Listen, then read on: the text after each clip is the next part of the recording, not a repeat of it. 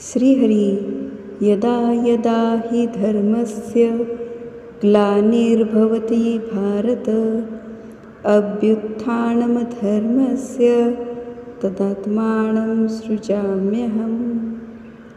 श्री भगवान अर्जुनाला म्हणतात, हे भारता, जेव्हा जेव्हा या विश्वात धर्माचा ऱ्हास होऊन अधर्म वाढू लागतो तेव्हा तेव्हा मी त्या कार्याला अनुरूप स्वरूपात स्वतःला प्रकट करतो। हे विश्व भगवंताचे आहे, त्यामुळे याची व्यवस्था ठेवण्यासाठी त्यांनाच वेळोवेळी या ठिकाणी अवतार घ्यावे लागतात।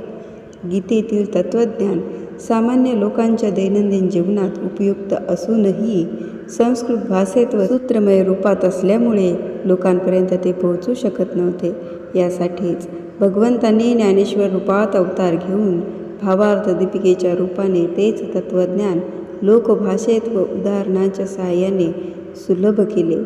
शिवाय सामान्य लोकांना या कलिकराल कालात मनुप्रणीत कर्मकांड आचरता येणे कठीण आहे हे पाहून हरिमुखी मना हरिमुखी मना अशी नामजपाची सहज सुलभ साधना देणाऱ्या भागवत धर्माचा प्रचार प्रसार करून लाखो लोकांना परमार्थाकडे वळवणाऱ्या भक्ती मार्गाची पुनर्स्थापना त्यांनी केली।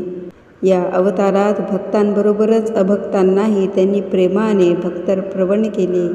त्यांचे हे प्रेम पाहून त्यांना संत मंडळींनी माऊली म्हणजेच माता म्हणून संबोधले।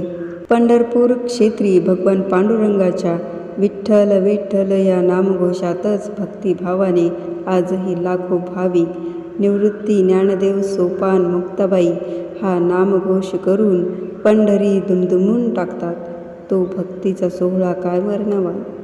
ही किमया करणाऱ्या संत शिरोमणी श्री ज्ञानेश्वर माऊलींचे रसाळ व भावपूर्ण चरित्र, भगवंतांची व भक्तांची चरित्रे प्रसिद्ध करून भक्ती मार्गाचा प्रसार करण्याचे धोरण आणि मराठी भाविकांना खात्रीने लाभ होईल व एक चांगले चरित्र वाचायला मिळण्याचा आनंद मिळेल अशी अपेक्षा करते। जर आवडलं तर नक्की लाईक शेअर करा आणि असेच अध्यायपर व्हिडिओज मिळवण्यासाठी चॅनलला सबस्क्राईब करा।